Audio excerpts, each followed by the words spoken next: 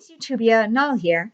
Now, one of the reasons I started a YouTube channel and trying to get involved with the book community is that I wanted to start thinking critically about what I was reading. Now, I'm not sure how successful that has been overall, but in some ways it has been. And one of those things was that in challenging myself to read more and meeting my personal goals, this one being to read a play each month, I came to terms, or rather to a halt, realizing that in two plays with very similar themes in some ways, I reacted completely differently to the two characters that served the same role.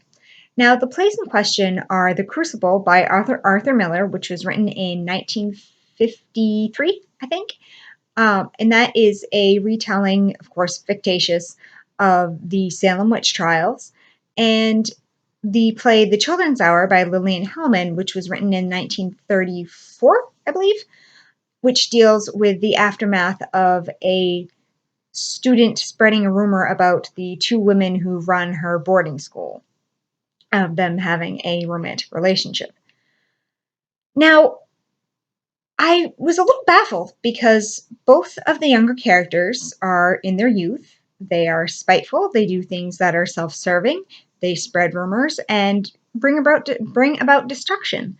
So why was it that I was really sympathetic towards Abigail in The Crucible, but I had a very big disdain for Mary from The Children's Hour?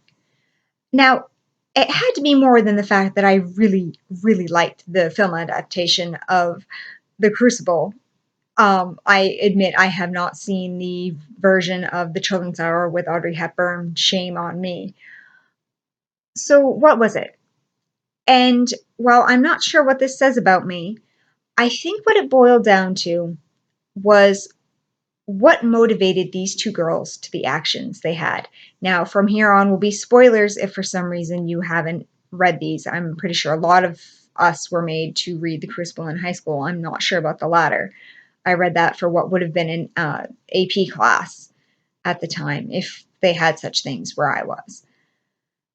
And in The Crucible, the character of Abigail starts spreading this tale of witchcraft because she finds herself in a bit of a spot. Now, the Puritans were very, very strict in their religious beliefs, and it it basically had a saying on every single thing you did, your placement in life, what you were supposed to do at every hour, and your accordance to, who you were dutiful to. And Abigail breaks some rules, and she's put into a position of, this is my life. If I confess to this, I am ruined, I have no future, and everyone around me doesn't. Whereas with Mary is an earlier, well, the play was written at a later time, at an earlier time than the Crucible's events took place. But her situation was the fact that she didn't like being told what to do. And so, since she couldn't get her own way, she decided then that she would spread a rumor without thinking about what it would do to these people's lives. She thought she was just going to bring down a teacher and then everything would be right and dandy and she'd have her way again, which seemed a little more selfish.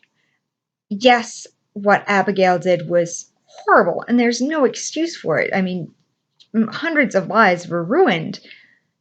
But while there was her story, there is also an underlying story of the power that the church held, and the fact that if you confessed to witchcraft, that everything you had would be taken, even if you were willing to pay a price.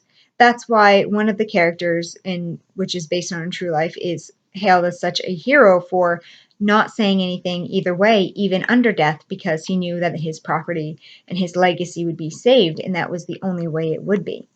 So while there was a societal motivator for Abigail's actions, I didn't feel like there was any other reason for Mary to make these excuses other than she was having a temper tantrum. And so that way, I'm not sure I still feel justified in being a little kinder to Abigail than I should be, but it did really make me think about why I was taking things so differently.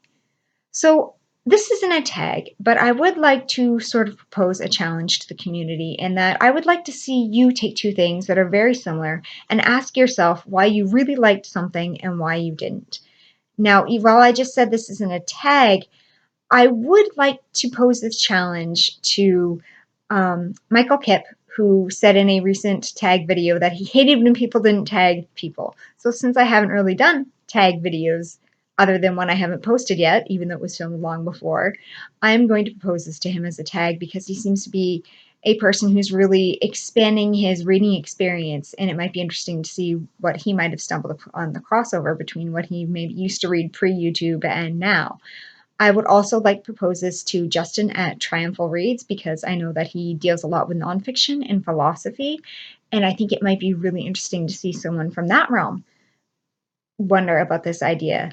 And then I know she has no time whatsoever, but if Roz from A Journey Through Books would like to take this up, that would be amazing because I think it's also very great. As those who may not know her, she is a teacher. So maybe between what she's reading and what she teaches, and maybe something that she's connected that her students have and that she hasn't that they have, might be a really interesting take on this.